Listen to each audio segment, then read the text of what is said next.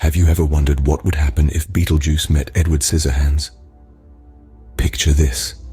Beetlejuice, the ghost with the most, strolling into a bar and spotting none other than Edward Scissorhands, the friendly neighborhood gardener with a slight hand issue. Beetlejuice, ever the charmer, sidles up to Edward, flashing that devilish grin of his, while Edward, ever the introvert, tries to hide behind his bangs. Now imagine Beetlejuice trying to make small talk, cracking jokes about being dead and living in a model town. Edward, on the other hand, is doing his best not to slice and dice the beer glass he's nervously holding. The whole scene is a whirlwind of awkward laughter, clinking glasses, and the occasional snip-snip of Edward's hands. And through it all, Beetlejuice is relentless, throwing out one-liners left, right, and center, while Edward merely smiles, nodding along, trying not to cut anything or anyone. So there they were, an unlikely pair trying to make small talk over a pint of beer and a glass of motor oil. Now, what do you reckon happens when a flirtatious ghost tries to woo a man with scissors for hands? Well, let's dive into it, shall we? Picture this. Beetlejuice, the cheeky spectre, trying to charm Edward, a man who could give you a haircut faster than you could say snip.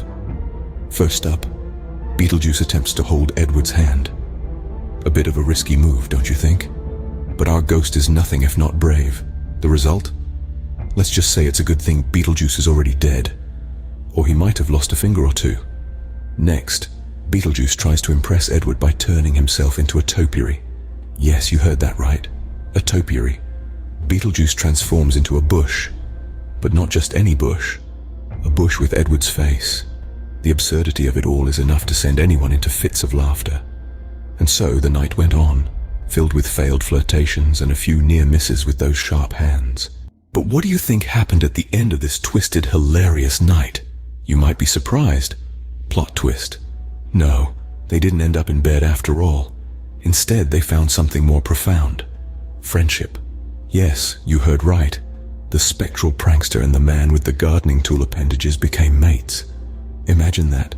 Two outcasts, each with their peculiarities, finding common ground. It's like a bizarre bromance out of a Tim Burton movie, isn't it?